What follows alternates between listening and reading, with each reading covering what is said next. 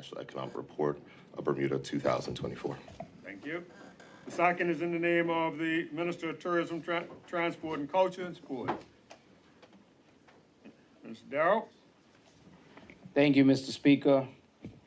Mr. Speaker, I have the honor to attach and submit for the consideration of the Honorable House of Assembly the Tourism Investment Grotto Bay Resort and Spa Order 2025, proposed to be made by the Minister responsible for tourism under Section 3 of the Tourism Investment Act 2017, together with written agreement of the Minister of Finance in exercise of the power conferred by Section 5 of the Tourism Investment Act 2017. Would you like to do your second one? Thank you, Mr. Speaker. I have the honor to attach and submit for the consideration of the Honorable House of Assembly the Tourism Investment Hillcrest Boutique Hotel Order 2025, proposed to be made by the Minister responsible for tourism under Section 3 of the Tourism Investment Act 2017, together with written agreement of the Minister of Finance in exercise of the power conferred by Section 5 of the Tourism Investment Act 2017. Thank you. Petitions, there are none. Statements by ministers and junior ministers. Members, that now will lead us to the statement that we're all here for today. And just give the camera guys a moment. You set? Okay. Premier.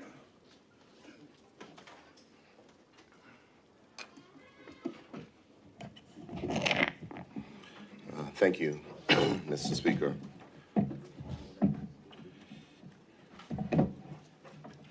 Mr. Speaker, before I begin my speech, on behalf of the whole House, I would like to express our condolences to you and to the Honorable Member for Warwick West and to your entire family on the passing of your beloved wife, Ms. Miranda Lister. Thank you. She was a woman of Christ, a lovely individual, always kind to all persons, and I know that she'll be missed. Mr. Speaker, further, before I turn to the scheduled business today, I'm compelled to address the tragic and senseless events of last night in Somerset. The gunshots that rang out shattered not only the quiet of the evening, but took the lives of two people. Two families this morning are confronted with unimaginable loss. At a time of such tragedy, our community responsibility to support them and surround them with love and comfort. As I've indicated to the Minister of National Security, the Bermuda Police Service has the government's full support, and I likewise urge those who have knowledge of this incident to provide that information to police as part of the ongoing investigation. It is understandable that emotions may be wrought this time, but there is no place for retaliation. The police have a job to do, and I'm confident that with the support of the community, they will work to apprehend those responsible. This is a time for unity, a time to speak peace over a troubled situation, and a time to lift up two families whose lives are changed forever. Mr. Speaker, if you will now allow me, I would like to deliver the annual budget statement. Mr. Speaker, of revenue and expenditure.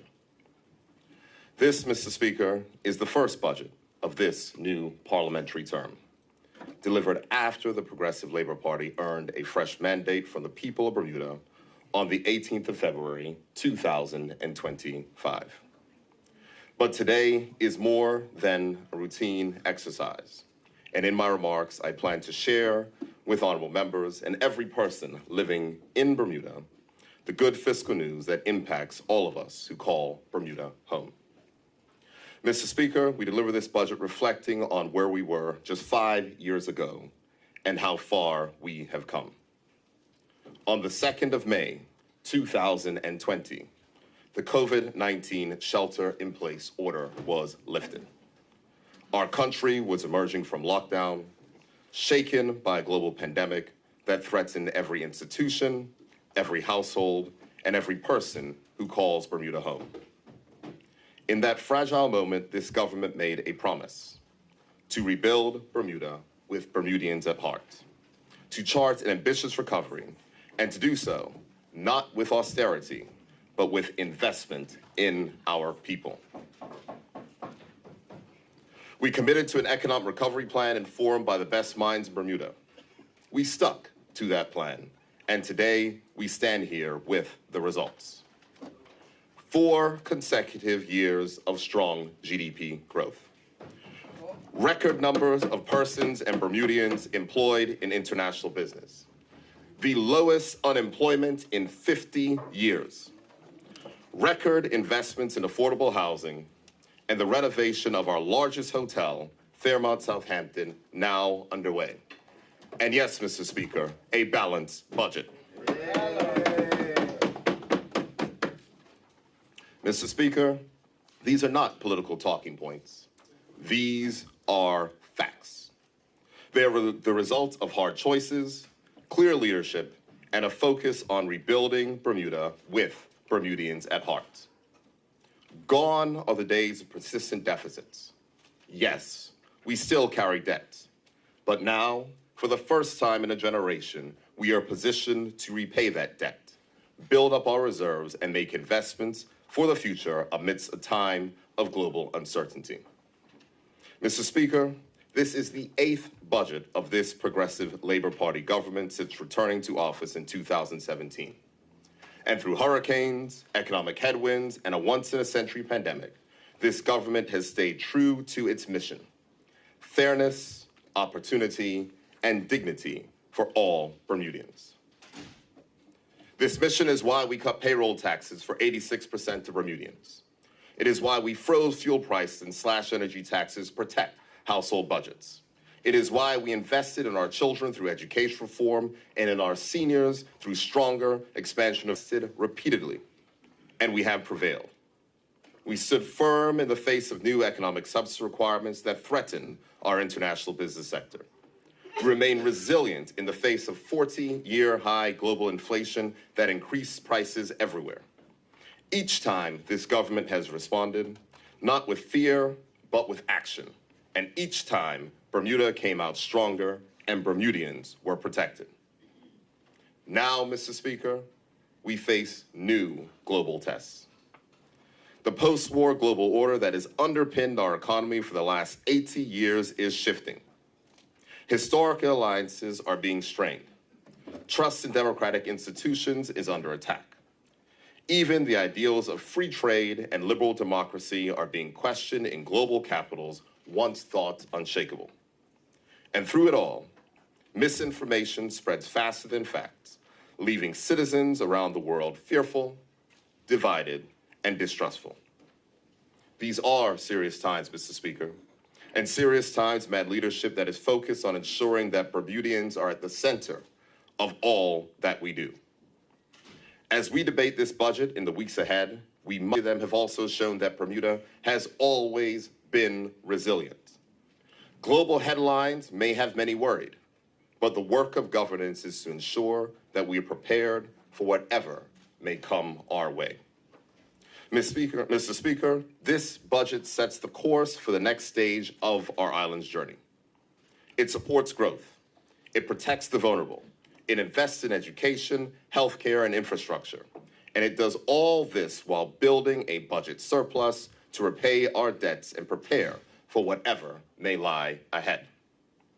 Today, Mr. Speaker, it is my hope that in this statement, I can offer comfort and confidence to our people. Comfort that they have not been forgotten. Economic review. Mr. Speaker, the last year has been shaped by growing uncertainty from shifting geopolitical alliances and economic realignments to trade tensions that threaten to upend long-standing global supply chains. At home, our people continue to feel the weight of higher costs of living, even as our economy shows signs of sustained growth and resilience. Mr. Speaker, before I get to the details of this year's budget, I will provide an overview of the National Economic Report for 2024, tabled in this Honorable House earlier today, which looks at the evolving global environment and its implications for Bermuda. The report also reviews our local economy, which, though not immune to external pressures, continues to outperform regional peers. This performance has been underpinned by strong job growth, low inflation, record levels of employment in international business, and a rebounding tourism sector. Mr. Speaker, even prior to the recent upheaval in global markets due to international trade tensions, the year 2024 presented a range of global challenges. Geopolitical tensions, persistent inflationary pressures, volatility in food and energy markets, and the ongoing effects of past shocks such as the COVID-19 pandemic and the Russia-Ukraine war, have continued to impact global economic growth. The International Monetary Fund estimates that global growth is projected to slow from 3.3% in 2024 to 2.8% in 2025, before picking up slightly to 3% in 2026. In advanced economies, growth is expected to fall from 1.8% in 2024 to 1.4% in 2025 and 1.5% in 2026. Emerging market and developing economies are also forecasted to decelerate from 4.3% in 2024 to 3.7% in 2025, before rising modestly to 3.9% in 2026. Mr. Speaker, global inflation has fallen faster than anticipated, with recent monthly readings from 2025 nearing pre-pandemic levels. Global inflation is projected to ease from 5.7% in 2024 to 4.3% in 2025 and 3.6% in 2026. This decline has been supported by easing energy prices and a softening of labor market pressures. Faster disinflation may contribute to looser financial conditions, which could support global growth. However, Mr. Speaker, the downside risks are significant. The escalation of global trade tensions through higher tariffs may have a profound effect on the global economy. Since February this year, the United States has announced multiple waves of tariffs on key trading partners, some of which have responded with countermeasures. As a result, major economies, including the US, China, and Canada, are now increasingly engaged in tariff-based disputes that are reshaping global commerce. These protectionist measures, if maintained, risk driving up the costs of goods and materials, inflating consumer prices, and distorting well-established supply chains. As tariff climbs, businesses are faced with greater uncertainty and are responding with caution. This directly slows trade activity, curtails capital expenditure, and drives up costs that are inevitably passed on to consumers, raising prices, eroding purchasing power, and discouraging investment, risking a broader global slowdown. Global forecasts reflect the expected economic slowdown across major economies. While the United States has demonstrated resilience in recent years, growth is projected to slow from 2.8% in 2024 to 1.8% in 2025, and a further to 1.7% in 2026. And of course, Mr. Speaker, first quarter GDP for the U.S. was just recorded as contracting. In China, growth is expected to soften from 5% in 2024 to 4% in 2025 and 26. Canada is also expected to experience a moderate decline in GDP, easing from 1.5% in 2024 to 1.4% in 2025, before rising slightly to 1.6% in 2026. Mr. Speaker, as the global economy continues to absorb the effects of past monetary tightening, which led to increasing interest rates, many countries face mounting debt burdens and increased refinancing pressures. These financial vulnerabilities are further exacerbated by persistent geopolitical tensions and the rise in protectionist measures. Together, these forces risk disrupting supply chains, fueling price volatility, particularly in energy and food, and slowing the pace of global recovery. Navigating the year ahead will require a careful balance, managing global inflationary pressures, strengthening financial resilience, and advancing investments to boost productivity and support inclusive long-term economic growth. Mr. Speaker, I'll now turn my focus to our local economy. Bermuda's gross domestic product, the main measure of economic growth, is estimated to have expanded in real terms between 4.5% and 5% in 2024. This positive momentum reflects the strength of our international business sector and the continued recovery in tourism, supported by robust job growth, rising employment income, increased visitor arrivals and spending, and strong foreign currency earnings. Mr. Speaker, the international business sector remains the main driver of economic growth. In 2024, 766 new international companies and partnerships were registered. The sector supported 5,047 jobs, an increase of 120 posts, or 2.4% compared to the prior year. Total employment income in the sector rose by 12.3%, or $195.9 million, contributing significantly to the broader rise in national income. In 2020, for the third consecutive year, there are a record number of Bermudians employed in the international business sector. Clear evidence that the policies of this government continue to create inclusive opportunities and ensure that Bermudians benefit directly from the growth in international business. Mr. Speaker, Bermuda's tourism sector also continued to recover. Air visitor arrivals increased by 9.6% and cruise arrivals by 1.9%. Air visitor spending surged by 22% to $416.5 million, exceeding pre-pandemic levels. Though cruise visitor spending declined by 7%, the overall impact of tourism remains positive. This rebound has also had a positive effect on the job market, particularly in the accommodation and food services sector, which recorded a net increase of 81 jobs, or 2.2% compared to 2023, bringing total jobs in the sector to 3,780. Employment across the country improved in 2024. The total number of jobs filled increased by 471 posts, or 1.4%, marking the third consecutive year of job growth. Gains were primarily observed in the international business, administrative and support services, and accommodation and food services sectors. These three areas alone accounted for half of all new jobs created. In contrast, declines were noted in public administration, education, and the utility sectors. Unemployment continues its downward trend and was recorded at 1.6% in May of 2024, which is lower than the rate of 2.5% from a year prior, and, Mr. Speaker, is the lowest since 1970. Though this is a positive development, a tight labor market can contribute to wage pressures across the economy. It is therefore essential that government policy ensures a sufficient labor supply to sustain continued economic growth.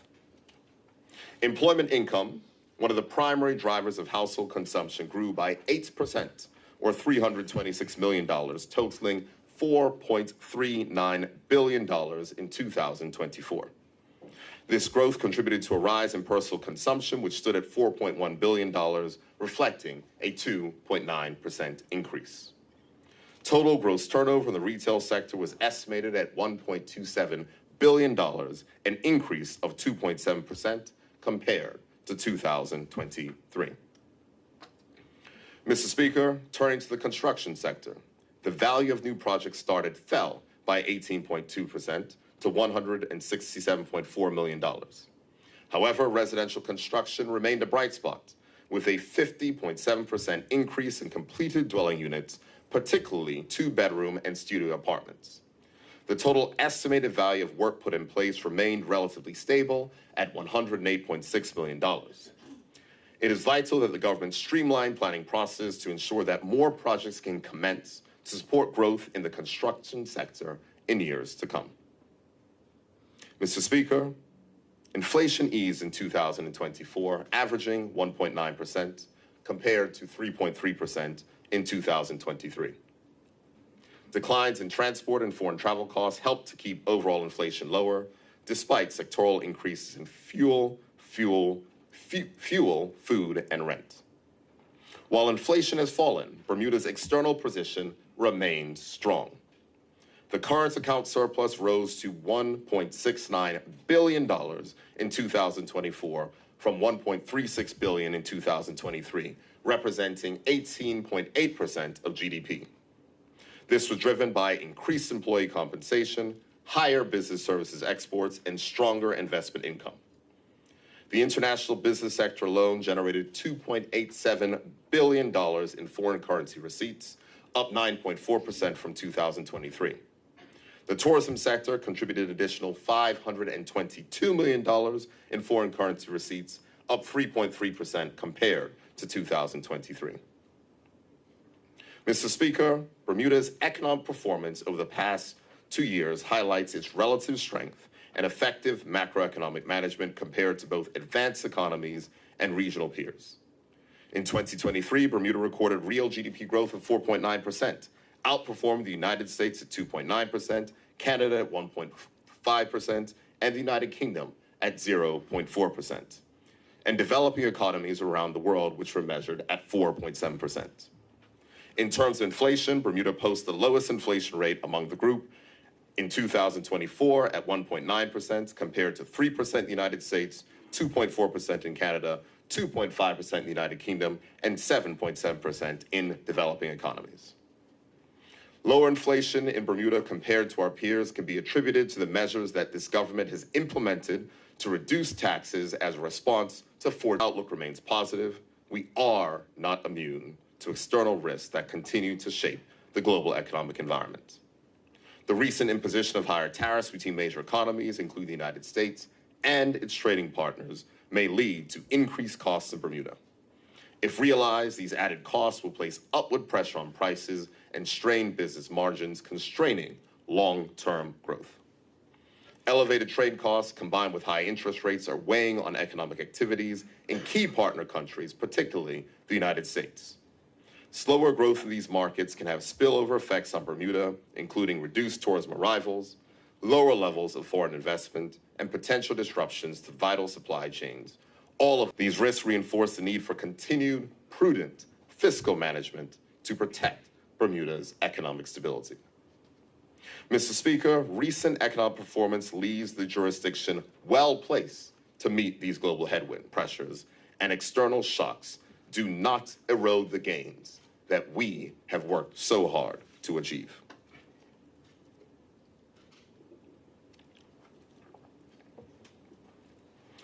Mr. Speaker, Bermuda's Economic Development Strategy 2023 to 27 provides a strategic framework to guide Bermuda towards sustainable economic growth and development.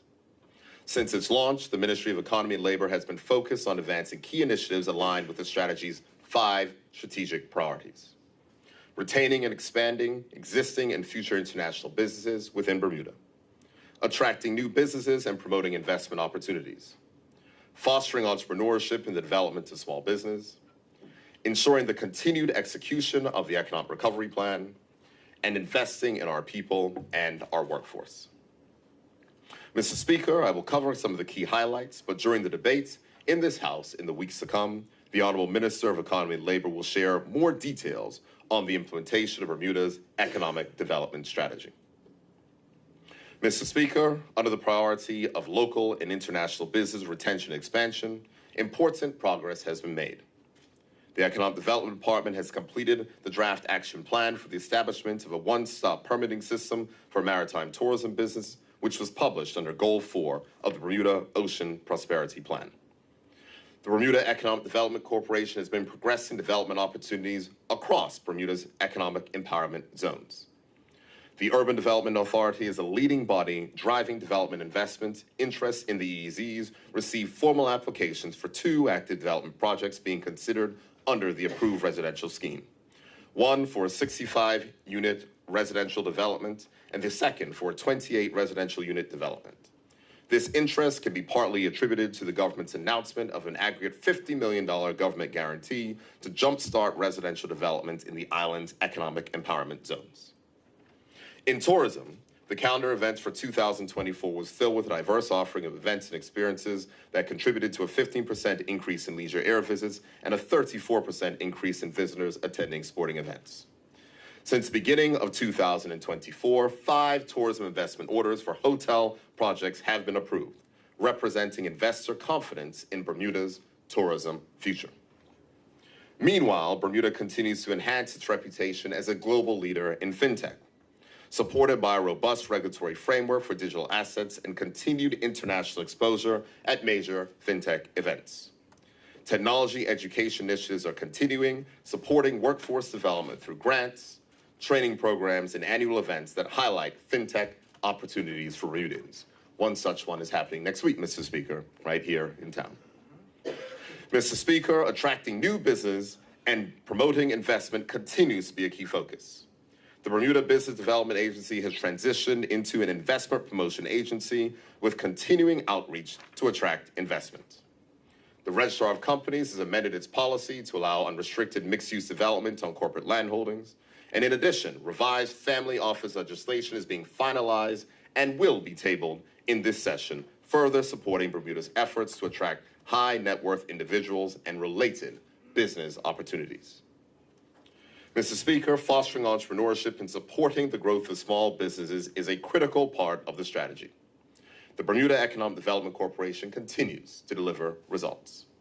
In 2024, 22 entrepreneurs completed its Enterprise Bermuda Incubator and Accelerator programs, while over 1,200 students have been engaged through youth outreach initiatives, inspiring the next generation of entrepreneurs. Educational programs train 96 participants through multi-week courses and a further 560 through seminars and webinars. In addition, the BEDC has conducted more than 650 client advisory meetings, maintaining a 94% satisfaction rating.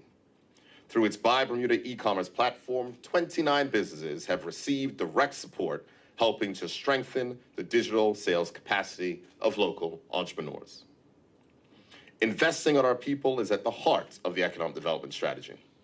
The Department of Workforce Development has made significant improvements to its services, ensuring that all clients receive career guidance through the creation of personal employment plans. A newly redesigned website has been launched to connect job seekers and employers with training and employment opportunities in an efficient and user-friendly manner. Reforms to the work permit policy that improves the process and ensures that there's adequate labor supply to support Bermuda's growing economy have been drafted and will soon be released for industry consultation.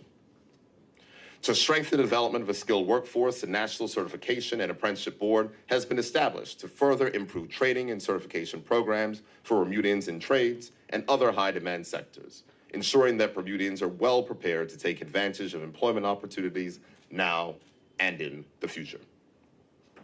Mr. Speaker, the government is committed to the ongoing implementation of Bermuda's economic development strategy, which will continue the strong economic growth that resulted from the execution of Bermuda's economic recovery plan.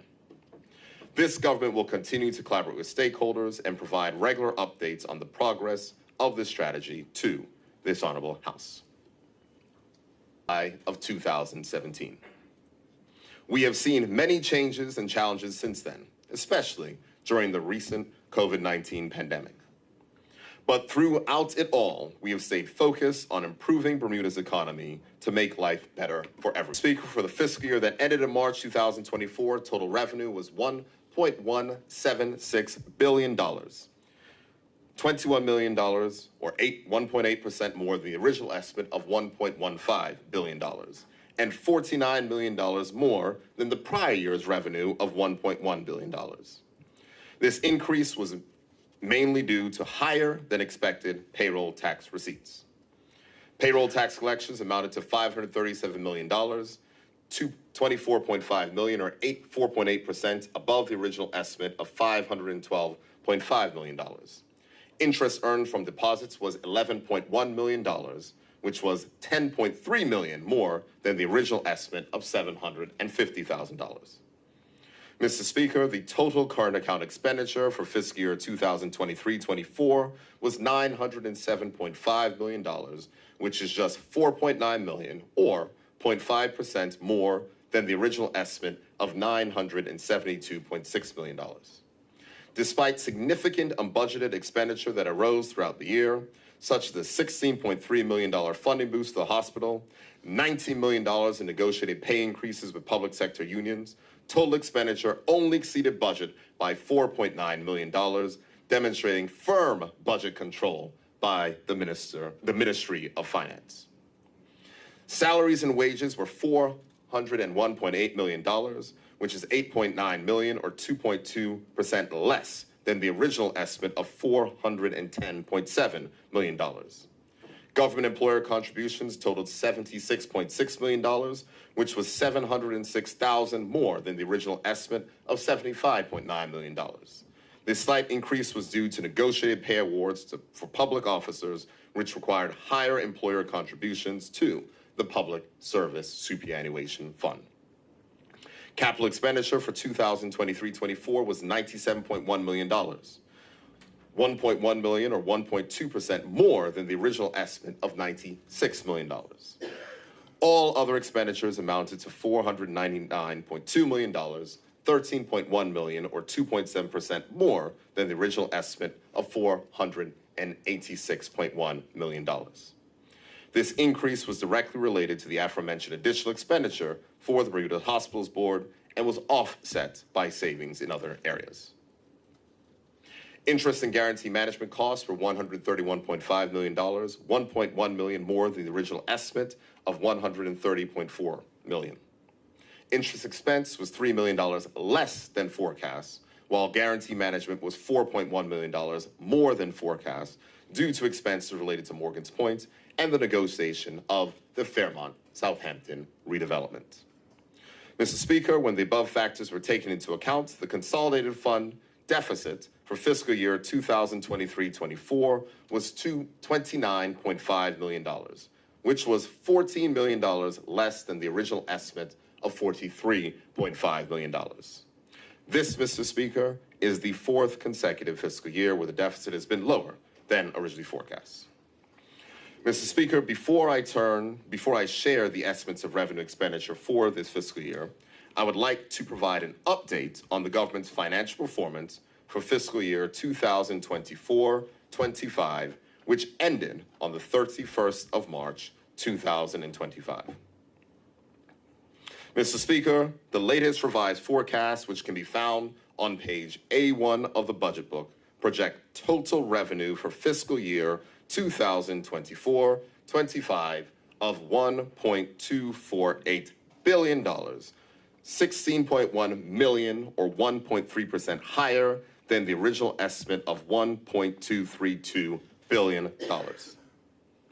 Payroll tax collections are expected to be $606.5 million. Payroll tax collections from $537 million in the prior year is due to continued job growth in the local economy and higher salaries in the international business sector, combined with last year's reform of the new higher relief, which was introduced in 2018.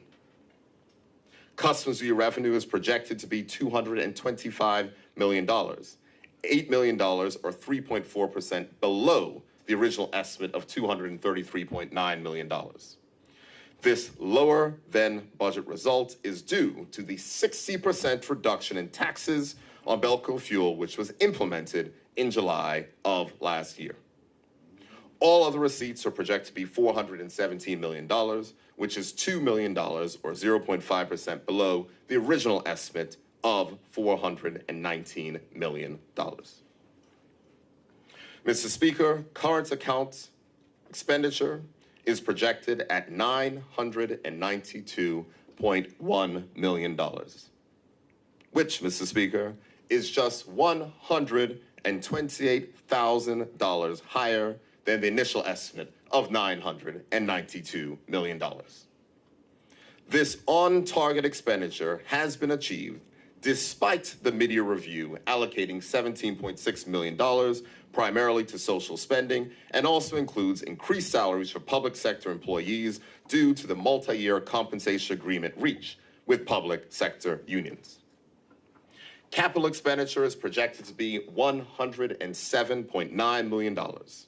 This is $4.4 million or 4.1% below the 2000 presents the highest capital spending since the 2010-11 fiscal year.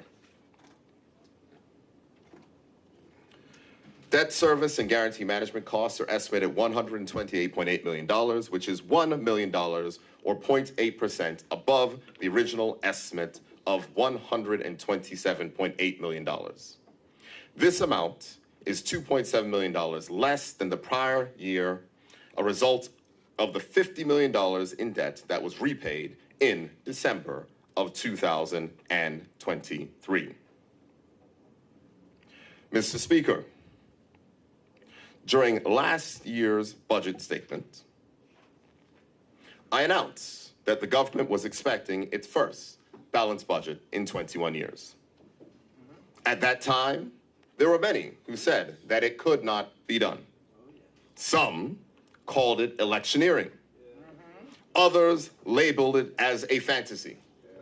Nonetheless, this government, supported by our hard-working public officers, has achieved what many countries in the world find challenging. Despite delivering significant tax reductions to help our residents cope with 40-year high global inflation, including last year's 60% reduction in electricity taxes, and despite additional appropriations during the mid-year review to provide support for the vulnerable and invest in tackling social challenges, we have grown our revenue and tightly managed spending. Mr. Speaker, last February, the estimates of revenue and expenditure projected a $210,000 surplus for fiscal year 2024-25. It is with a combination of humility and pride that I can share with this honorable House and members of the public that the projected consolidated fund surplus for the fiscal year just concluded will be $19.7 million.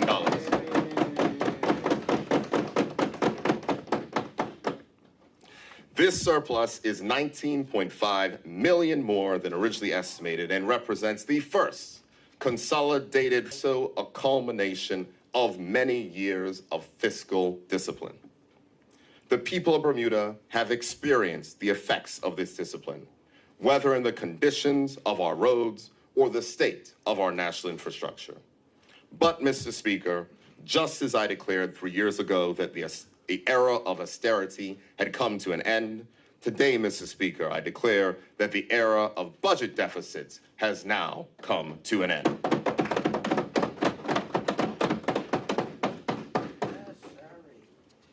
Mr. Speaker, the 2025-26 budget, let me pause, Mr. Speaker, because this section is entitled Fairness in Action, Sharing the Gains of Economic Growth. Because I know during the election campaign, people were asking, what is fairness? So I want to make sure that we spell it out, Mr. Speaker. Mr. Speaker, the 2025-26 budget marks a turning point for Bermuda. For the first time in over 2 decades, our fiscal planning is no longer consumed by managing deficit after deficit. Instead, we stand today with a budget surplus, a strong economy, and later this year, we expect to receive the first revenue inflows from Bermuda's new corporate income tax. This is not just a new budget year, but it is the beginning of a new era in budgeting. And with that opportunity comes the obligation to ensure that the benefits of our economic growth are shared fairly across our society. Mr. Speaker, in the pre-budget report tabled in this honorable House in December, I outlined a number of tax reductions that were under consideration to ease tax burdens faced by residents and businesses. This government has a history of ensuring that better fiscal performance results in meaningful relief for taxpayers. And today, I will share the tax reductions that will form part of this year's revenue estimates. First, reduction of customs duty on building materials and supplies to 10%. Mr. Speaker, home ownership, construction, and renovation are central to our economy and our way of life. As there is a national imperative to build and upgrade our existing housing stock, it is vital that we do all we can to reduce the cost of construction. Though the government cannot regulate the rates charged for construction labor, we can reduce the amount of taxes paid on goods that are imported into Bermuda, such as air conditioners, paint, tile, steel, rebar, drywall, doors, windows, and bathroom fixtures to a flat rate of 10%. This reduction will reduce import costs for a wide range of construction materials, making construction and renovation more affordable for families and developers. Rates will increase. Only reductions will occur. The goal is simple: to reduce the costs of building and renovating homes to help stimulate economic activity in the construction sector. Mr. Speaker, I would like to give a practical example of what this reduction means for consumers.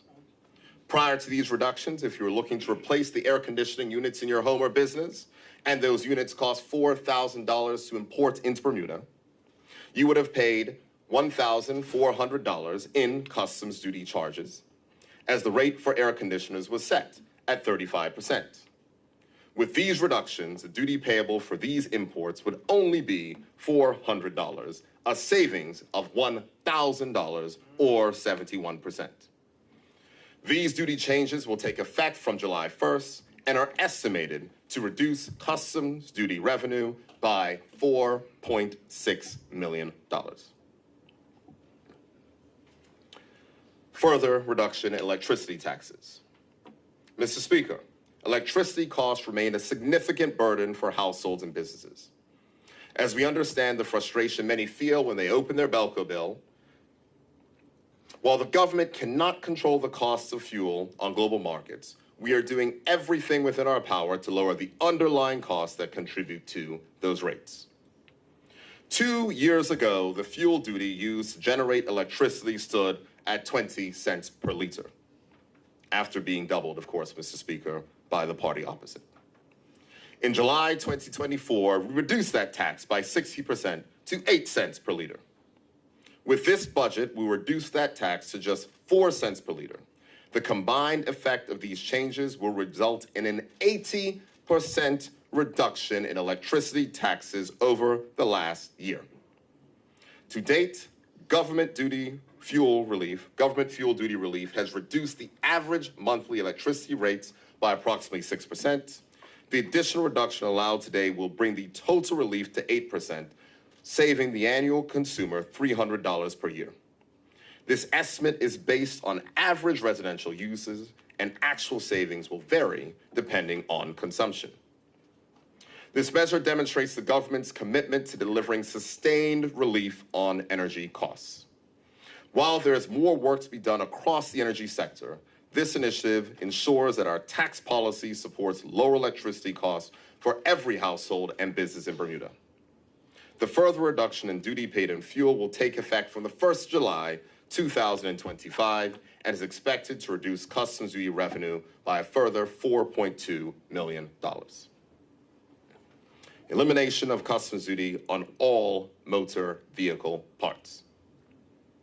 Mr. Speaker, recognize the strain vehicle repair costs can place on families and businesses. Customs duty will be eliminated on all motor vehicle parts imported into Bermuda. Yes, all. Whether it is keeping a family car on the road or a company's fleet operating, this measure is aimed at lowering maintenance and repair costs while the government works to repave Bermuda's roads. Mr. Speaker, I'd like to give another practical example of what this reduction will mean to consumers. Prior to these reductions, if you're looking to replace the tires on those vehicles and those tires cost $500 to import to Bermuda, the importer would have paid $175 in customs duty charges as the duty rate for tires was set at 35%. With the elimination of customs duty, there will be no duty payable for these imports, saving the importer $175. The duty elimination for motor vehicle parts will take effect from the 1st of July and are estimated to reduce customs duty revenue by $2.9 million. Increase of duty exemptions for returning residents. Mr. Speaker, the government will increase the duty exemption for returning residents by 50% from $200 to $300. This means that after any overseas travel, residents will be able to bring back up to $300 worth of goods duty-free.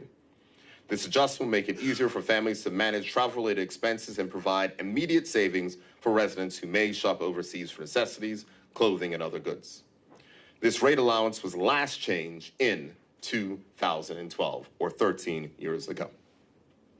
50% reduction in mobile phone taxes. Mr. Speaker, access to communications is essential for work, for education, or for staying connected with loved ones. To ease the financial burden of mobile services, the government will reduce the monthly tax on mobile phones by 50% from $12 to $6. This measure will result in immediate savings for every mobile customer as part of our commitment to lowering the cost of essential services. This tax reduction will take effect from the 1st July 2025 and expected to reduce revenue by $2 million. A reduction in the base rate of land tax by 50%. Mr. Speaker, land tax is a significant revenue earner for the government, but can also represent a burden for homeowners and renters alike. In 2019, a new base for land tax was introduced and set at $300 a year. Given the island's fiscal progress, the time is right to reduce this tax and provide more tax relief. The government will reduce the base rate of land tax from $300 a year to $150 a year. And this reduction will apply to all homeowners and renters who pay land tax. This land tax reduction will take effect from the 1st of January 2026 and is expected to reduce land tax revenue by $2.5 million. Mr. Speaker, as we work to reduce the overall costs associated with vehicle ownership, the government will implement a further 10% reduction in licensing fees for private cars. When combined with the elimination of customs duty on all motor vehicle parts, this measure will provide further relief to families by lowering both the upfront and ongoing expenses of keeping a vehicle on the road. Though this tax reduction is being announced today, it will be set to take effect from the 1st of April 2026 and will reduce revenue by $2.6 million for fiscal year 2026-2027. Mr. Speaker, though we have committed to significant relief, this government is also firmly committed to fiscal responsibility. 2 proposals previewed in the pre-budget report have been postponed, as the Ministry of Finance is determined to ensure that every measure is well-targeted, well-designed, and responsibly implemented. These deferred items include the elimination of payroll taxes for employers who retain Bermudian employees over the age of 65, and an increase in the tax-free threshold for local dividend income from $10,000 to $15,000. These measures will now undergo further policy review with the intention to implement them in the 2026-27 budget. A consistent record of tax reductions. Mr. Speaker, this government has consistently reduced taxes as economic conditions have improved. We make these changes not for the headlines they produce, but for the Bermudians who voted for a government that focuses on fairness. For that single parent juggling bills, for the seniors who stretch every dollar, for the entrepreneur trying to make payroll, and for every Bermudian who has made sacrifices during difficult time and deserves to now receive some relief. Mr. Speaker, let us not forget how far we have come. In the last 3 years alone, this government has reduced payroll taxes for 86% of Bermuda's workforce, expanded the child daycare allowance, eliminated customs duties on essential goods, cut energy taxes by 60%, reduced private car licensing fees, abolished land taxes for charities and nursing homes, and froze local fuel prices during global price surges.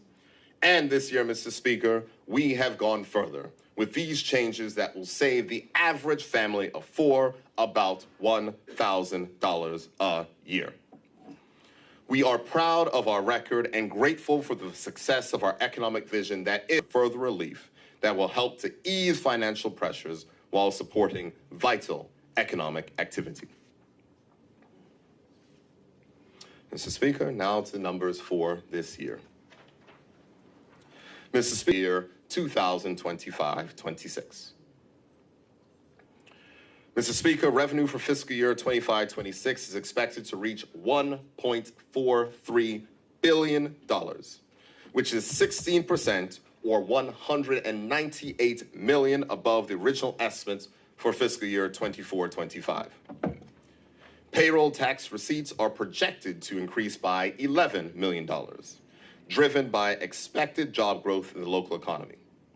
There are no changes to the existing payroll tax structure as the government awaits the recommendations from the Tax Reform Commission. This increase is lower than projected in prior fiscal years, reflecting the Ministry of Finance's consideration of forthcoming recommendations from the Commission to reduce the costs of doing business in Bermuda. A provisional figure of $187.5 million has been budgeted for revenue from the new corporate income tax, which came into effect on the 1st of January 2025.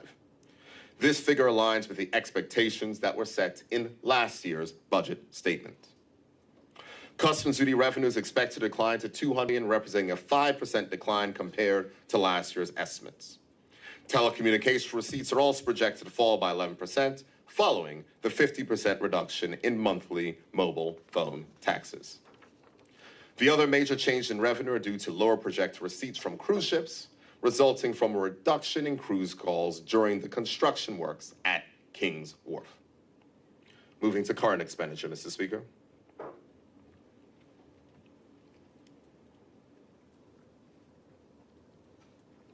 Mr. Speaker, consolidated fund current account expenditure for fiscal year 2025-26 is estimated at $1.1 billion.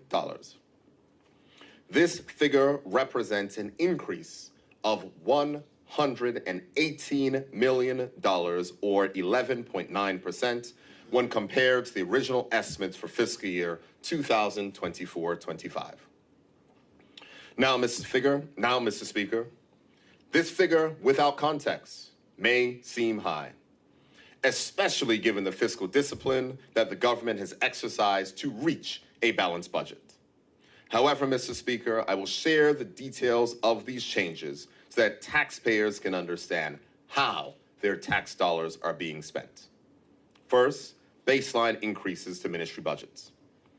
Mr. Speaker, all ministries were granted a baseline increase of 1.5% from last year's original estimates to account for inflation. This 1.5% increase is in line with the medium-term expenditure framework that was presented in last year's budget and amounts to $13.7 million. In addition to this increase, additional funds were allocated to selected ministries to advance priority initiatives as outlined in the speech from the throne. The ministries of Justice, Education, Housing and Municipalities, Public Works and Environment, Home Affairs, and Youth, Social Development, and Seniors were allocated additional funding above the 1.5% baseline, totaling $4.7 million. Social investments. Mr. Speaker, during last year's mid-year review, the funds that were appropriated to ministries were not one-time investments. It was stated at the time that the new funding would be carried forward into this new fiscal year. These additional investments have been allocated to the respective ministries and represent $14.9 million of the additional current account expenditure. Now, of course, Mr. Speaker, those were appropriated in this past year, but we are comparing the figures to the original estimates. That's why I'm making sure I go through all the figures. Union pay agreement. Mr. Speaker, as mentioned earlier, the government agreed to a 4-year compensation agreement with public sector unions to assist in retaining our talented workforce. This agreement was a combination of inflation index pay increases combined with additional increases, recognizing that public sector compensation over the last decade has not kept pace with the rate of inflation. Additionally, to ensure that public sector workers did not experience reduction in take-home pay due to the required increase in pension contributions that I will detail later in this statement, the government agreed to fund the increases in employee contributions for both the government employee health insurance scheme and the Public Service Superannuation Fund. The impact of these salary increases is $22.3 million, and the additional overheads required for GHI and PSSF contributions amount to $3.8 million. Investment in healthcare. Mr. Speaker, the government is committed to introducing universal healthcare. As can be seen on page A1 of the budget book, this year's budget commits an additional $56.25 million from the consolidated fund to invest in healthcare for Bermuda's residents. These funds will see additional investments made to the Health Insurance Department to support the expansion of the hospital insurance program and future care, health insurance program in Future Care, additional funds to the Bermuda Hospitals Board, and additional investments to ensure the launch of universal health care in 2026, and funding for the Government Employee Health Insurance Scheme of the Bermuda Progressive Labor Party that preceded my time before I was even a member of the PLP, Mr. Speaker. This goal requires the resources necessary to ensure that changes to our healthcare system are well planned and executed to minimize the challenges faced by those persons currently 26. A funding boost for the Health Insurance Department. Mr. Speaker, last year the government used funds from the excess borrowing account to freeze the standard premium rate for the third year in a row. This action shielded families and businesses from additional costs during a period of high global inflation. This year, we are moving beyond freezes and making investments to improve healthcare benefits available to Bermudians. Through an allocation of $13.25 million from the Consolidated Fund, this government is delivering on the pledges set out in the Progressive Labor Party's 2025 platform, transforming healthcare to make it more accessible, affordable, and preventative. Mr. Speaker, this investment will expand coverage in the following ways. First, elimination of waiting periods to access the personal home care benefit.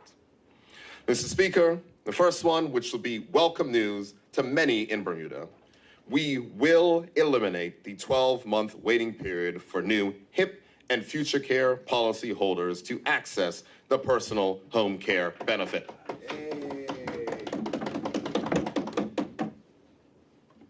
Mr. Speaker, as our and immediate support was urgently needed.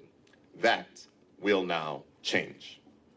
By removing this waiting period, new policyholders will be able to receive assistance to help defray the costs of home-based care services when they need it most.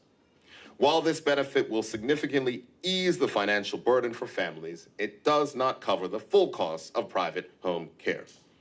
It is designed to assist families, supporting them in providing care while helping to reduce pressure on hospital services and long-term inpatient care.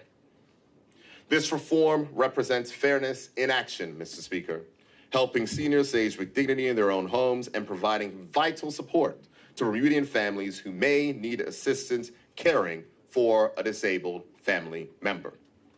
It is also sound fiscal management. Timely access to home care reduces hospital readmissions, eases demand on inpatient beds, and leads to lower healthcare costs over time. Next, expansion of prescription drug coverage for Future Care and HIP. Mr. Speaker, this year's healthcare investment will also fund the expansion of prescription drug coverage for HIP and Future Care policy holders. Though we have increased access to prescription coverage over the last few years, many Bermudians, particularly our seniors, continue to face financial barriers when trying to access essential medications. This additional funding will increase the coverage limit for HIP from $1,000 a year to $3,000 a year, and increase the Future Care limit from $3,000 a year to $5,000 a year, Mr. Speaker.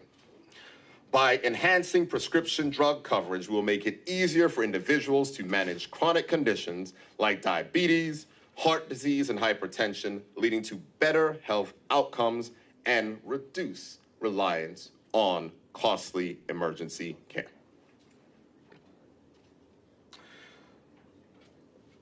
Mr. Speaker, preventative care saves lives. As we promised in the recent election campaign, this government will introduce and expand coverage for annual health exams for HIP and Future Care clients. Regular annual checkups catch potential health issues early before they escalate into costly medical emergencies. Ensuring that every Bermudian under HIP and Future Care has access to an annual preventative health exam with no out-of-pocket costs is a transformational shift towards a healthier Bermuda. Mr. Speaker, these initiatives are not just good policy. They reflect our values. They are directly delivering on the pledges contained in the PLP platform from 2025, expanding HIP and future care to make healthcare more accessible, reducing the financial burdens faced by seniors and working families, and building a healthcare system focused on prevention and fairness. However, Mr. Speaker, we must also be responsible stewards of our healthcare system. Medical inflation is forecast to exceed 10% this year, driving up the cost of medical care, equipment, and pharmaceuticals. Therefore, the government will not be able to freeze the standard premium rate for the fourth year in a row. And it will be necessary to introduce an inflationary adjustment to the standard premium rate to ensure that we can sustain these vital benefits and maintain adequate funding for the Bermuda Hospitals Board. Additional funding to the BHB. Mr. Speaker, the Bermuda Hospitals Board funding model was changed in 2018, and I must commend the board, management, staff, and of course, the Minister of Health for their efforts during the worst healthcare crisis in a century. It is important that the government support the hospital that the government and taxpayer cannot do it alone. When Bermuda constructed the new acute care wing, it was supported by $24 million of private sector fundraising by the Bermuda Hospitals Charitable Trust. The Bermuda Hospitals Board has restarted fundraising activity, and I urge the private sector, both local and international, to assist in ensuring that our hospital can acquire the latest medical technology so that it can continue to provide top-tier, life-saving health care on island.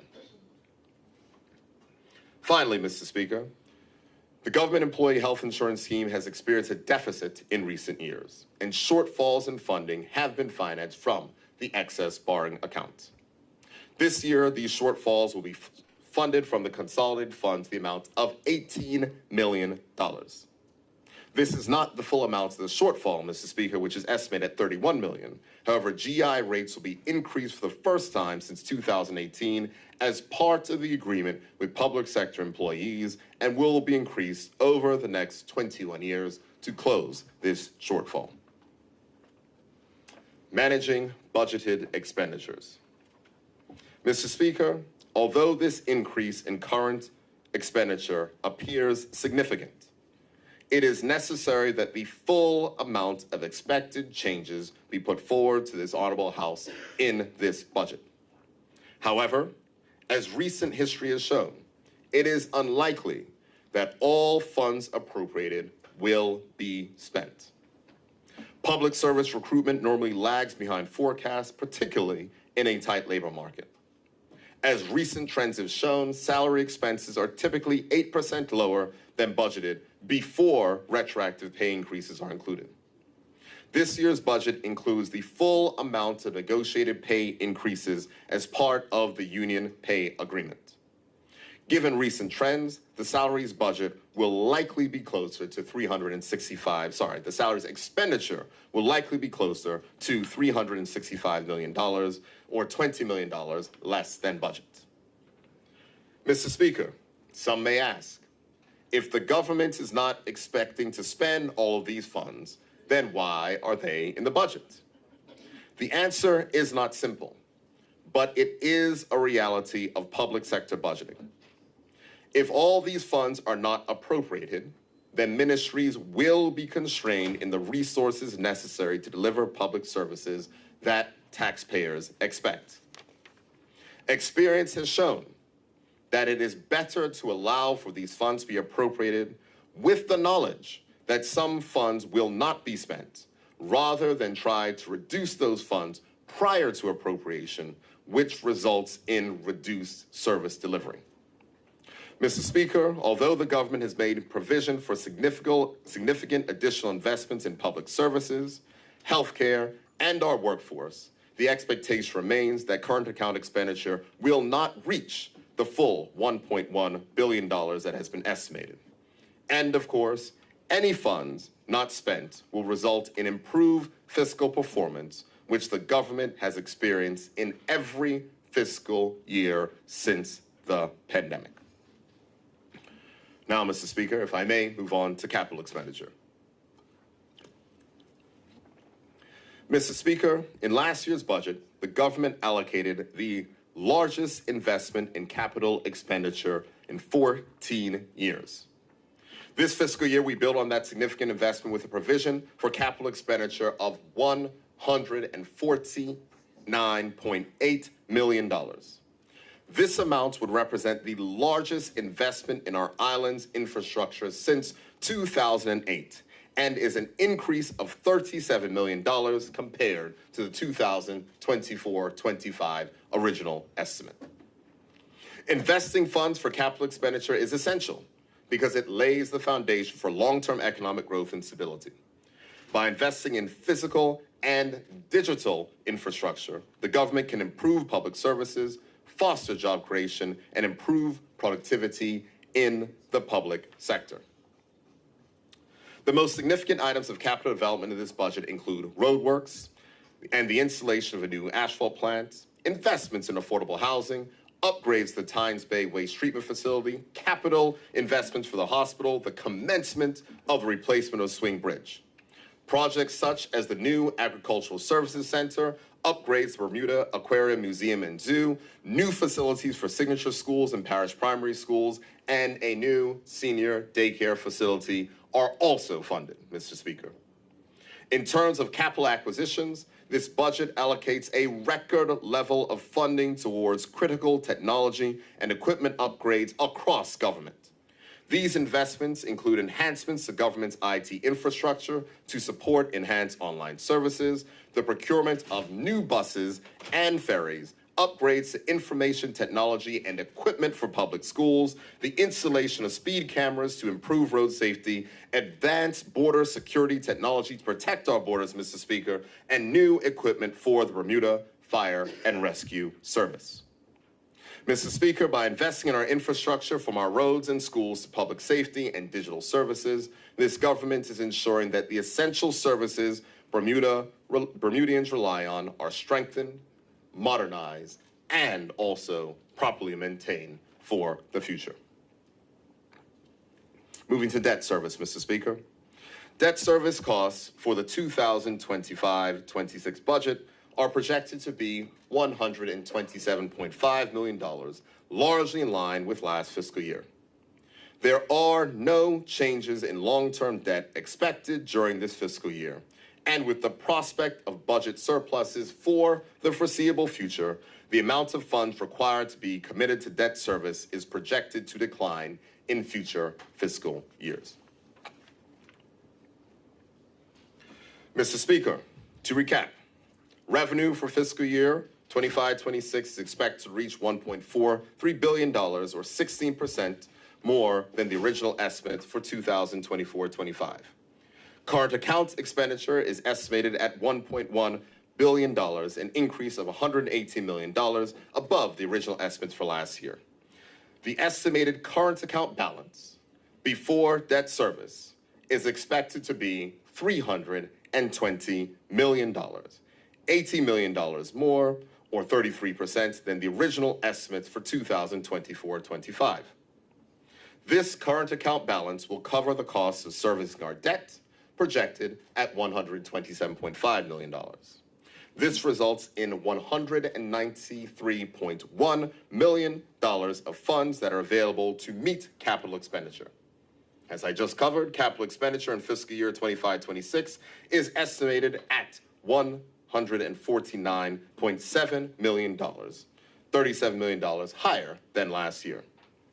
Mr. Speaker, with the budget that I've laid before this Honorable House today, this Progressive Labor Party government is projecting a second consecutive consolidated fund surplus.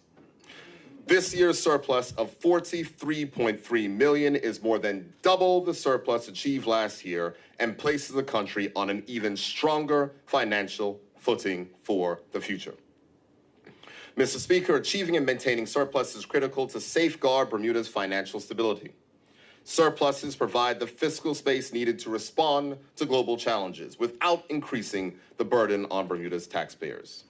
Through disciplined financial management, combined with prudent investments, this government will continue on a path to ensure Bermuda is positioned to reduce the government's debt, leading to a brighter future for the next generation. Mr. Speaker, as of the 31st of March, 2025, gross debt stood at $3.29 billion. After accounting for the sinking fund, the island's net debt stands at $3.25 billion. At the end of fiscal year 2025-26, the sinking fund is projected to grow to $85 million. This includes $40 million balance carried forward, the additional surplus of $43 million, which we're anticipating for this year, and the anticipated interest earnings of $2 million. Net debt is therefore projected to decline to $3.2 billion at the 31st of March 2026.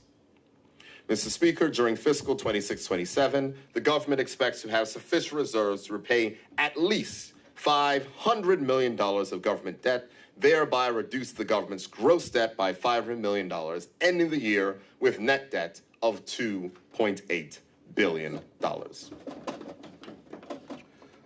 Mr. Speaker, this budget fulfills this government's pledge to invest in our people and our island's future. And if you will allow me, Mr. Speaker, I'd now like to cover highlights from various ministries that are funded in this budget. It is vital that budgets match the pledges made in our throne speech and also our election platform, and this budget, Mr. Speaker, delivers on those promises.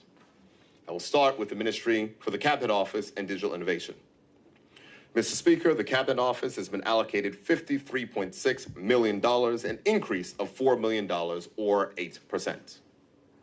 The ongoing digitization of archives will expand public access to historical records and ensure their long-term preservation. The digital transformation team, with an allocation of $975,000, will continue advancing the One-Stop Shop initiative for online government services. Priorities include expanding the online payment portal and building a unified digital interface to make more government services accessible online. Funding has been allocated to expand the public service bursary program, increase the number of scholarships awarded in exchange for a commitment to public service employment or healthcare service upon graduation. Under capital expenditure, the Department of Information and Digital Technologies has received $6.5 million in capital funding to strengthen cybersecurity, modernize network systems, and improve public access to digital government services, including continuing enhancements to government's online portal. In addition, $1 million of capital funding has been given for a new round of community club development grants, and $500,000 of capital funding has been allocated for the Cooperative Food Supply Initiative. Moving to the Ministry of Justice, Mr. Speaker. The Ministry of Justice has been allocated $57.7 million, an increase of $2.9 million, or 5%. This allocation will support various departments of the ministry in fulfilling their mandates more effectively. The Attorney General's Chambers will enhance its resource and staffing levels to support the drafting of robust legislation and to provide comprehensive legal advice and representation to government ministries and departments. These additional resources will prevent backlogs and ensure that the government can swiftly move forward with matters of law reform that will benefit all of Bermuda. This year, the Judicial Department will benefit from capital expenditure funding to implement a new electronic case management system, which will modernize services and expedite justice. In addition, renovations of the Dame Lois Brown Evans building will begin this year to add purpose-built courtrooms and administrative space aimed at easing pressure on the court system and reducing delays. The Department of Corrections will recruit new corrections officers to restore operational capacity and meet security standards. Funds will be allocated to officer training and welfare, as well as enhanced and individual rehabilitation and education programs for inmates that incorporate principles of restorative justice. Works will also commence this year on long overdue repairs at the Westgate Correctional Facility. The Department of Court Services will come to the Ministry of Finance. The Ministry of Finance has been allocated $266.6 million, an increase of $25.2 million, or 10%. However, Mr. Speaker, 85% of the funds assigned to the ministry are for employee overheads, which come to $99.9 million, which has increased by $19.8 million, and interest on debt, $127.5 million. Most of the remaining increase is due to a $4.8 million grant to the Corporate Income Tax Agency. Key priorities for the ministry include advancing pension reform while progressing critical international tax and regulatory reviews. Ministry headquarters will support the Tax Reform Commission's work to regularship in line with Bermuda's international commitments. The Ministry of Finance has been allocated $2.1 million of capital funding, primarily for IT upgrades in the Registrar of Companies, Office of the Tax Commissioner, and the Accountant General. Moving on to the Ministry of Education, Mr. Speaker. The Ministry of Education has been allocated $149.2 million, an increase of $9.8 million, or 7%. These funds will ensure programs thrive and necessary resources are in place to deliver quality, safe learning experiences. The ministry's scholarship awards have increased by $223,000, bringing the total to $1.8 million for post-secondary education, providing more opportunities for young adults to access funding and pursue their dreams. A 26% increase in substitute teachers will support education reform efforts while assisting school leaders with day-to-day operations in response to concerns raised by our cherished educators.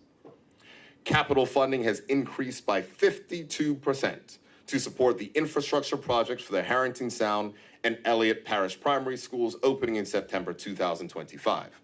This funding will also support the transformation of Prospect Primary to an exceptionality signature school and continued enhancements for signature schools at the Barclay Institute, Cedar Bridge Academy, and Sands Secondary Middle School. In addition to capital works, these additional funds will be used to improve technological infrastructure within schools, including updating computer labs, faster internet access, and incorporating more digital learning platforms into the curriculum. Moving to the Ministry of Health, Mr. Speaker. The Ministry of Health has been allocated $245.4 million, an increase of $45 million, or 22%. A significant portion of this funding supports the Bermuda Hospitals Board, including a $112.5 million in patient subsidies for the youth, elderly, and those in need. The Bermuda Hospitals Board continues efforts to enhance service delivery quality through advancements in its electronic medical record system. For capital projects, the ministry has been allocated $3.3 million for renovations to the Mangrove Bay Clinic, St. George's Clinic, and Hamilton Health Center, as well as architectural planning for the expansion of Sylvia Richardson Care Facility and the replacement of Lefroy House. Additionally, $6.6 million in capital funding is designated for BHB infrastructure upgrades, maintenance and systems improvements at the King Edward VII Memorial Hospital, and MWI. And the total capital allocation for the Ministry of Health for 2025-26 represents a 9.83% increase over the previous year. Moving to the Ministry of Economy and Labor, Mr. Speaker. The Ministry of Economy and Labor has been allocated $27.5 million, an increase of $1.8 million, or 7%. Funding will support the implementation of the Economic Development Strategy, with the Bermuda Economic Development Corporation receiving an additional $100,000 to deliver Bermuda's first national entrepreneurship strategy. The Bermuda Business Development Agency's funding of $4.23 million will continue to drive investment promotion and targeted economic growth initiatives. At the Department of Immigration, additional $629,000 has been allocated to modernize the border management system, strengthen recruitment, and enhance customer service as part of the department's digital transformation project. The Department of Statistics will receive an additional $816,000 to complete the Household Income and Expenditure Survey and begin preparations for the 2026 census, including the hiring of assistant statisticians and the engagement of consultants to automate the reporting.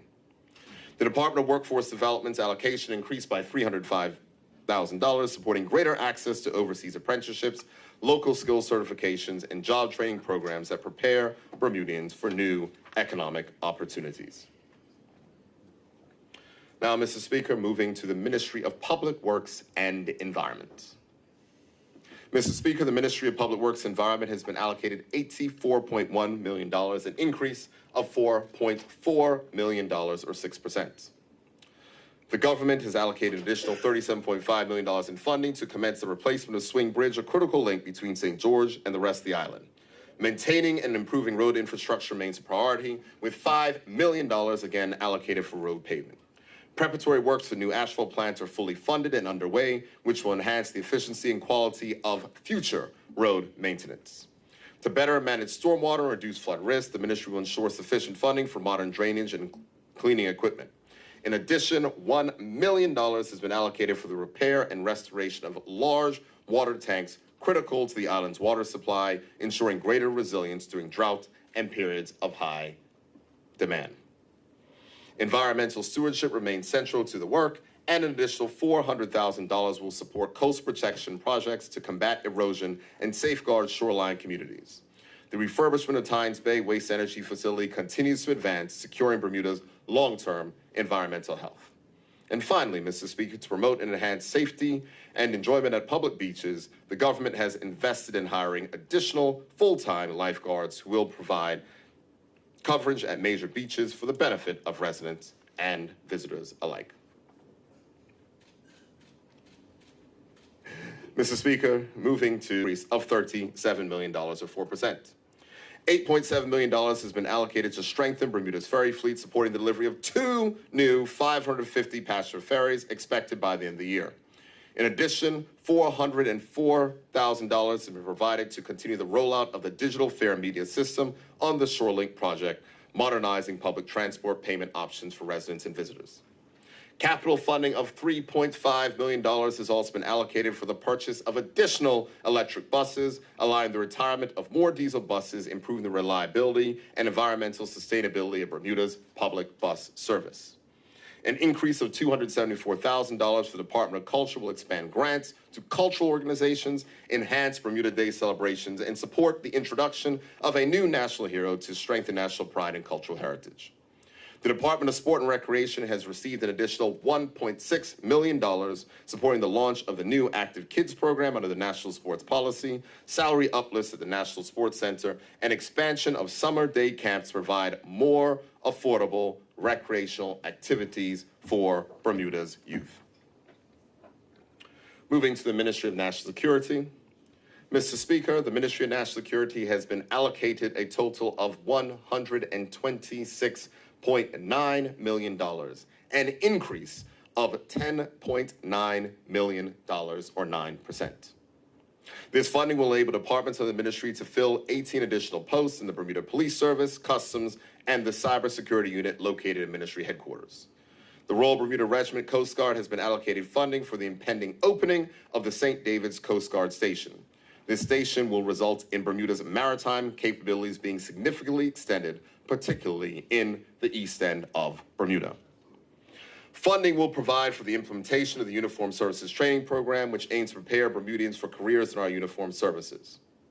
Funding has also been allocated for the provision of individual and family counseling, intervention initiatives, and educational programs through our gang violence reduction team.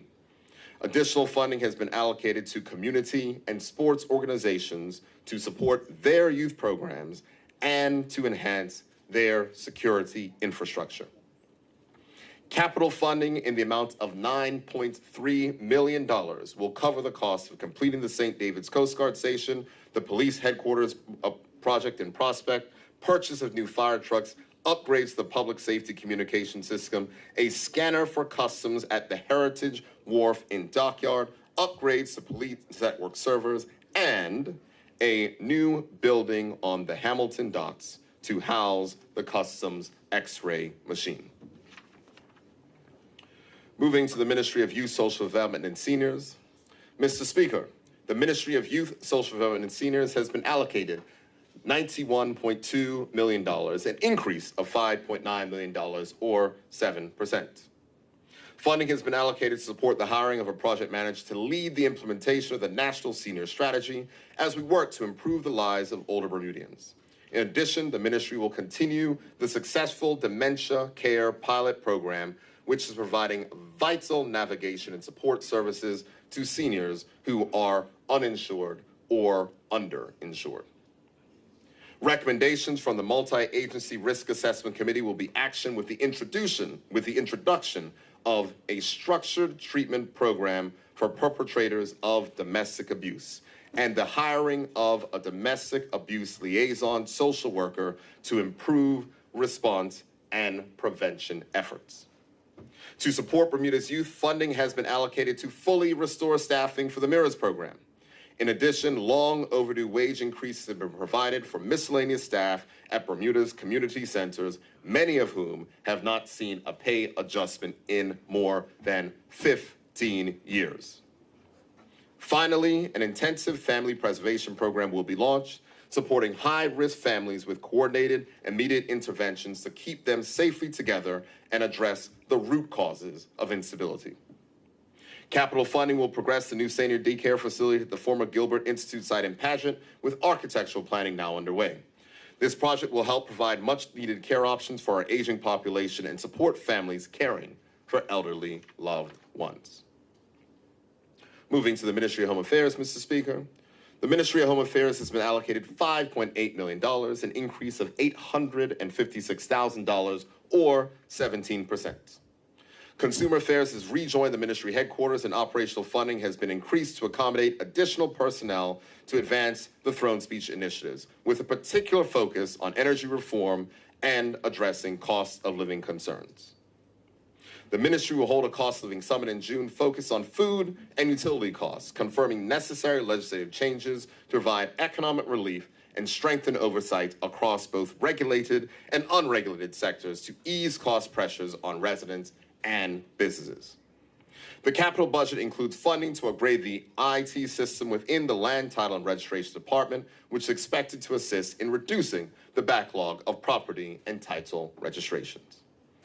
And finally, Mr. Speaker, last but not least, to the Ministry of Housing and Municipalities.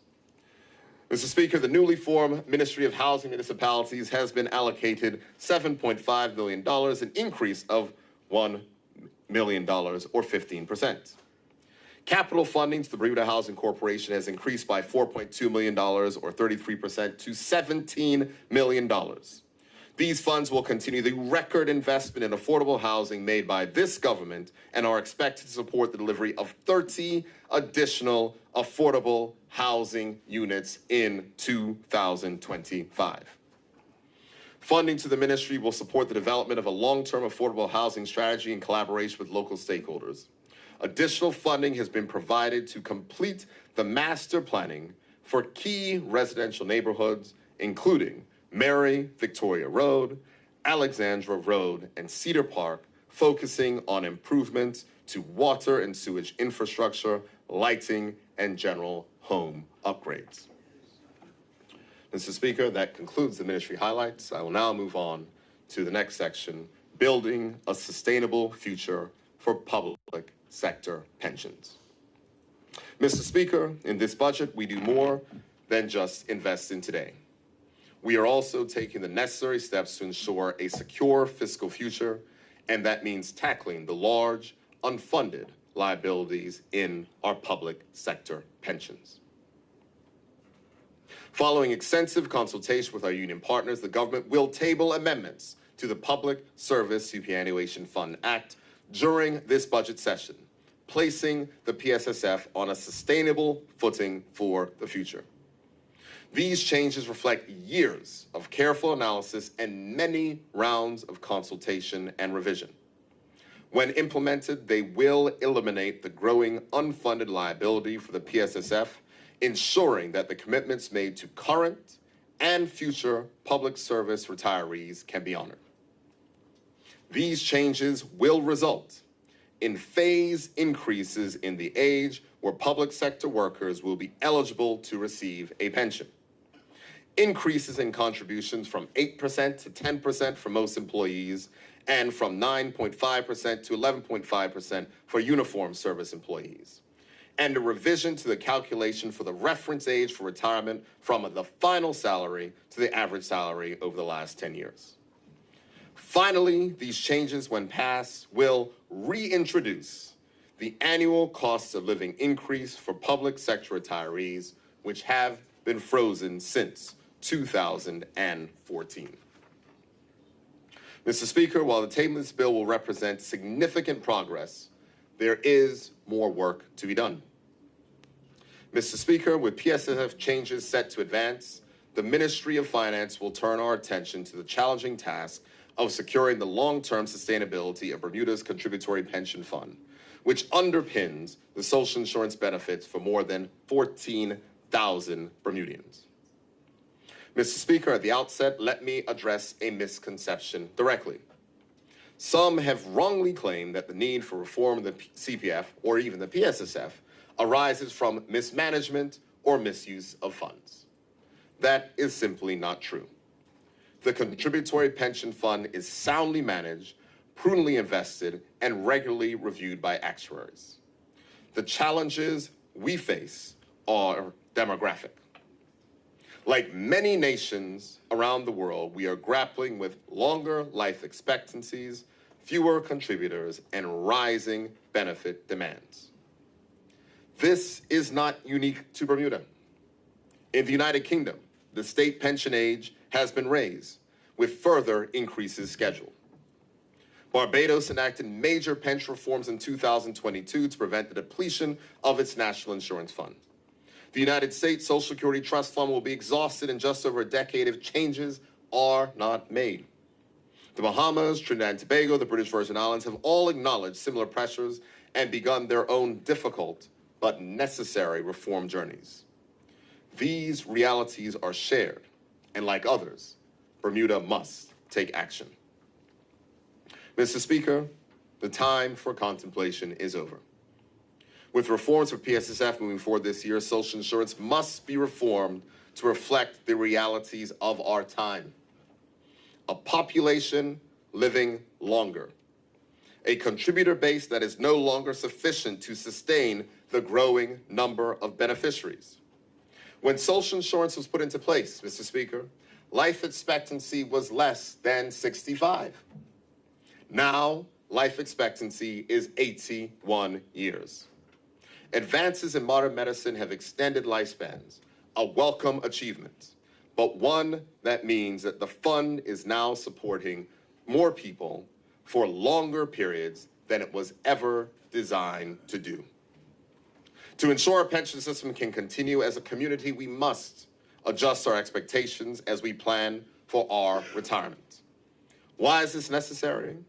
Because today's 45-year-old who has contributed to the fund for 20 years, who still has nearly 20 more years left to contribute, deserves to know that the fund will be there when they retire. If we fail to act, we fail them. And this Progressive Labor Party government will not fail those who have paid into a system with the expectation of receiving a benefit when they retire. Mr. Speaker, this government will bring forward proposals to ensure Bermuda's social insurance system is not only sustainable, but more equitable. These changes will include adjustments to contributions, combined with a phased increase in the age that contributors can receive social insurance benefits. Mr. Speaker, we welcome bipartisan cooperation on this vital national issue, as pension sustainability should not be a policy of increasing seniors' pensions in line with the rate of inflation, and will do so again this year. However, until a full social insurance reform package is implemented in 2026, that continued commitment, while necessary to protect our seniors, also means that there must be increased contributions. Mr. Speaker, the Progressive Labor Party has demonstrated consistent fiscal responsibility. We have balanced the budget while supporting families, investing in housing and expanding healthcare. Our legacy will be one of sound economic management, not only by balancing the books, but ensuring that our public pensions are stable and fair for generations to come. That, Mr. Speaker, is the true test of leadership, the true record of fiscal responsibility, doing what is right, even if it is hard. Moving to tax reform, Mr. Speaker. Mr. Speaker, meaningful progress has been made to modernize Bermuda's tax system. Reforms must be anchored in fairness, align with global standards, and focus on the long-term sustainability. The introduction of the corporate income tax, CIT, marks a major shift. And with the implementation now underway, broader reforms are expected to ensure Bermuda remains a jurisdiction of choice for international business. Mr. Speaker, on the 1st of January 2025, Bermuda's new corporate income tax regime took effect, and the new corporate income tax agency has been set up to administer this new regime. The corporate income tax agency's role is paramount in reinforcing Bermuda's continuing commitment to global compliance and transparency and maintaining Bermuda's international competitive positioning. A tax professional with significant relevant experience joined the agency as CEO in January of 2025, and he is in the process of progressing the work plan and roadmap, including hiring further qualified employees to operate the agency to ensure the implementation is a success. As part of the roadmap, the agency is implementing a tax administration platform, which will be the key interface and collection vehicle for taxpayers. This platform will provide a modern digital interface so that taxpayers can liaise effectively with the agency. The agency is tasked with balancing the effective collection and termination of tax liabilities with the need to minimize taxpayers' administration and compliance costs. Mr. Speaker, the agency has been granted an operational grant of $4.78 million in this fiscal year, which is in line with the current year grant. Further funding will be required in the current year to support successful implementation of the IT system infrastructure and to ensure that they are the required staff and related resources. It is envisioned that the agency will be self-funding in future years through the interest from revenues that they collect, and any additional funding for this year will likely be as a loan against that future expected revenue. $5 million and allows sufficient headroom to support any variability in receipts and, as necessary, adjustments to payments made. Mr. Speaker, the Corporate Income Tax Agency and the Ministry of Finance will continue to work. Mr. Speaker, the work to implement the new corporate income tax has required a Herculean effort from the Ministry of Finance staff, external technical experts, industry bodies, and colleagues at the Corporate Income Tax Agency. We are grateful for the support and will maintain this collaborative approach as we continue to develop legislation in support of successful implementation. Mr. Speaker, we acknowledge that work is ongoing globally to finalize the details of the global tax framework, and we are actively engaged in monitoring developments through our international advocacy. Of course, there are ongoing discussions on how best to achieve the balance of tax sovereignty, certainty, and fairness. Bermuda will continue to participate in these discussions to support the achievement of a fair outcome for all. We recognize that this is a significant change to the jurisdiction's tax framework and that successful implementation of the corporate income tax is an important step required for this jurisdiction to remain globally competitive. Finally, Mr. Speaker, with the Tax Reform Commission, this change in our framework requires diverse thinking and collaboration amongst those with technical expertise who have a vested interest in a stable and secure economic future for our island. The Tax Reform Commission is nearing the conclusion of its work to make recommendations to the government on tax reform to sustain Bermuda's economic strengths, reduce the cost of living and costs of doing business, and to support increased equity with the advent of the new corporate income tax. The Commission's work has significantly progressed through three key work streams.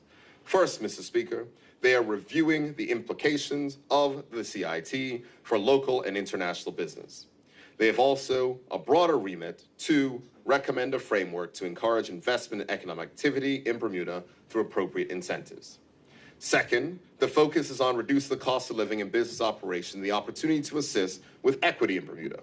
This includes evaluating the social and economic impacts of proposed reforms on various demographics and modeling the impacts of revising two larger cost categories: payroll tax and health care for both individuals and companies. Third, the Tax Reform Commission have been working to inform, educate, and engage stakeholders. This education has been through town hall meetings, radio, and a website for public engagement.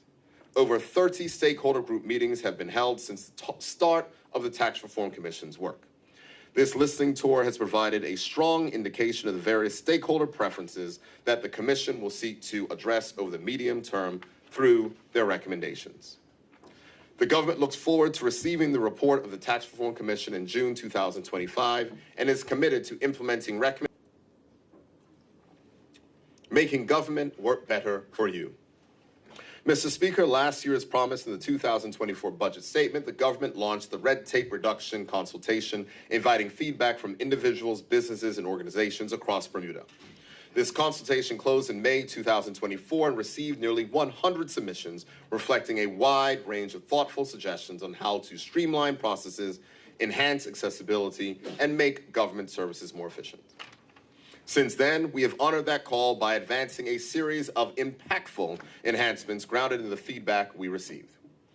Mr. Speaker, on the 1st July 2024, the government launched pay.gov.bm, initially enabling residents. We upgraded the online services section of the government's website.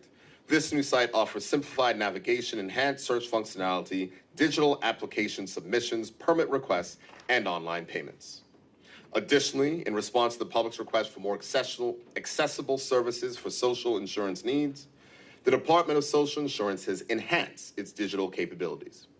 Applications for pensions, name changes, contribution records, and various benefits can now be accessed online via socialinsurance.gov.bm. This move enhances convenience, significantly cuts down on paperwork and processing time. Mr. Speaker, one specific area which respondents to the red tape reduction consultation submitted ideas for was simplifying processes at the Transport Control Department. The government took this feedback on board and implemented more digitized services for TCD. On the 31st of March this year, the department launched the first phase of these services, which are now available on forms.gov.bm, with online applications for project ride instructors, exemptions for tint, seatbelt signage and licensing fees, and importation and replacement of vehicles and vehicle parts. These services represent just the beginning. In the coming months, more TCD services and applications will be digitized, continuing our work to modernize how residents interact with government services by reducing in-person visits, eliminating outdated manual processes, and increasing processing efficiency. Mr. Speaker, we are delivering on the responses made in the red tape reduction consultation. The combined investment across government in new IT programs and applications is $15 million. This year, we will see more applications and laws. We will implement AI-powered customer support, allowing people to better find the information they need from the government at any time, not just during work hours. Cutting red tape is not merely about eliminating people we serve. We will continue to modernize, streamline, and innovate, making it easier for Bermudians to get access to the services they need. Mr. Speaker, before I conclude my presentation today, I must thank the persons who made this budget surplus a reality. Though I serve as Premier Minister of Finance, today I stand here as a representative of this government. And though I deliver the speech, many others have done the work. I wish to pay homage to the ministers and the public service executive, the heads of departments, and the ministry controllers who have labored to ensure that we complete the estimates of revenue and expenditure in good time. I would like to thank the team at the Ministry of Finance, led by the Financial Secretary, Mr. Chirofuego, who is here in the chamber, who support the work of the Minister of Finance in preparing the annual budget. I wish to also express a special thank you to the members of the Budget Office, led by the Budget Director, Mrs. Tina Tucker, who is also here with us in the chamber, who work with ministries to ensure budget control and the preparation of this year's budget book, who I can say, without his help and assistance, this budget statement, nor the estimates of revenue expenditure as they were presented today would have been possible. Thank you, Wayne. Finally, Mr. Speaker, I'd like to thank the public officers who deliver government services to the residents of Bermuda, and I must recognize the honorable members of the government backbenches who I have no doubt will hold this government's feet to the fire, ensuring that the priorities of the government match the feedback from the doorsteps. In conclusion, Mr. Speaker, the world's political and economic landscape is shifting before our very eyes. Institutions that once commanded deference now face growing skepticism. A decade ago, we spoke of adjusting to a new normal. Today, Mr. Speaker, there is no normal, new or otherwise. We are global citizens shaped by a shared past. Nations that once found common ground in measured immigration, public engagement, and expanding trade find those shared goals now under strain. And while today we can find stability, the real question is, what does tomorrow bring? Mr. Speaker, these global changes demand that Bermuda be prepared to meet the challenges that could so easily beset us. Uncertainty must be matched by strong leadership and a clear vision for the future. The Progressive Labor Party has always been a party of vision, both in opposition and in government. In January of 1997, the Jennifer Smith, who was not yet premier, set out this party's timeless vision for the International Companies Division of the Chamber of Commerce. At that time, she said, Mr. Speaker, and I quote, "Bermuda must become a place where we work together to meet our responsibilities, where people's differences are respected so that we live together in harmony, a place where hard work is rewarded fairly and equitably. There is only one way an economy like ours can succeed in the new global marketplace. The greater the opportunities in education and work for each of us, the better the prosperity for all of us. Fairness will be the rule and social justice the hallmark of public policy," end quote. Mr. Speaker, building that fairer, more stable, and more affordable Bermuda is no slogan formulated in the quest for votes. It is the core philosophy that undergirds all that the Progressive Labor Party over generations has set out to do. 3 successive mandates won in varying economic conditions is a clear indication that the people of Bermuda know that we, the Progressive Labor Party, have their best interests at heart. Mr. Speaker, our economic success does not make us triumphant. The facts in support of our policies' positive impact on the people of Bermuda represent a discharge of the solemn trust placed in us by the people.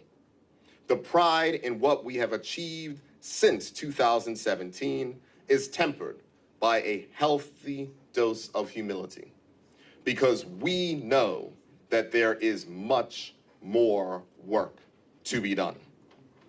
So, Mr. Speaker, as I commend these estimates of revenue and expenditure to this honorable House, I do so on behalf of my parliamentary colleagues and the members of the Bermuda Progressive Labor Party, staying true to the ideals of those women and men who ushered in the greatest era of political change Bermuda has seen.